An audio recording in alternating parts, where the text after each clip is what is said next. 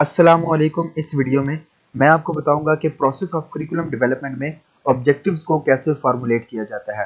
अगर चैनल पर न्यू है तो इस तरह की मजीद वीडियोस देखने के लिए चैनल को सब्सक्राइब कर लें। प्रोसेस ऑफ करिकुलम डेवलपमेंट में ऑब्जेक्टिव की इंपॉर्टेंस तो बड़ी ही वाज़ेह है, मगर सवाल ये पैदा होता है कि ऑब्जेक्टिव्स किस किस्म के होने चाहिए। ऑब्जेक्टिव्स ऐसे तो बिल्कुल भी नहीं होने चाहिए जिसमें बच्चे को फैक्ट्री में बनने वाली प्रोडक्ट की तरह ट्रीट किया जाए, बल्कि ऐसे होने चाहिए जिसमें स्टूडेंट्स के अंदर वैल्यूज़ को इनकलकेट किया जाए।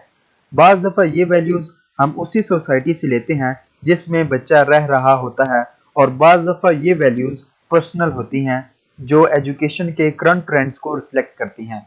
अकॉर्डिंग टू व्यूज़, ऑब्जेक्टिव के 4 मेजर सोर्सेज हैं: सोसाइटी, नॉलेज, लर्नर और लर्निंग प्रोसेस।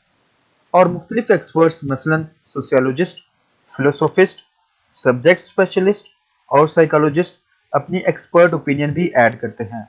ऑब्जेक्टिव्स को उनकी कलेक्टिव ओपिनियन की बेस पर ही सिलेक्ट किया जाता है।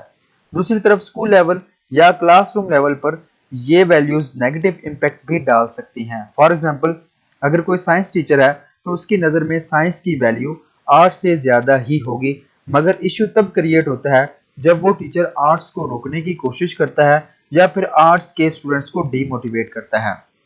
ऑब्जेक्टिव्स को ऑलरेडी क्लासिफाई भी किया जा चुका है। Bloom taxonomy of educational objective इस सिलसिले में काफ़ी फेमस है।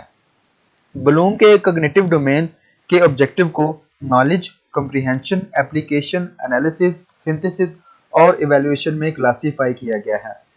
इसका फ़ायदा ये हुआ है कि जिस लेवल की कॉग्निटिव डेवलपमेंट चाहिए होती है उसी मुताबिक ऑब्जेक्टिव्स को डिफाइन कर लिया जाता है और उसी मुताबिक उनको फिर फार्मूलेट कर लेते हैं।